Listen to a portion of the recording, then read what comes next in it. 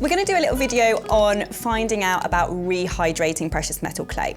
We have selected this little art clay product and we are going to read the instructions and find out how it works and hopefully rehydrate some of the precious metal clay that we've found about the workshop that has completely dried out. This container is to keep your silver clay moist, but it also can return dried silver clay to a soft state.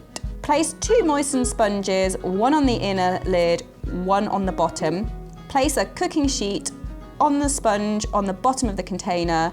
Break down the dried clay into approximately 5 ml chunks. Place on the cooking sheet and screw on the lid securely. We're going to leave it in for 5 days and see what happens. We have left the precious metal clay in this little pot with 2 wet sponges, and now we're going to open it and see what has happened.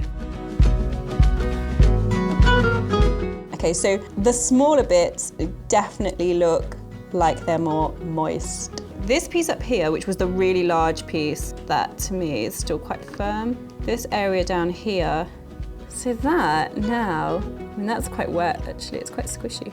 I think if you were gonna actually make a solid piece out of this, you'd probably need this to just dry out a little bit. But you could use this as slip to mend things, and you could certainly use this if you were gonna put it into a mold or if you were gonna paint it onto things. So it's definitely a really good technique. And the other thing is, this is a really good contraption if you have some bits of precious metal clay that are like offcuts, and you could just pop them in there just to keep them damp and make sure that they don't dry out whilst you're working.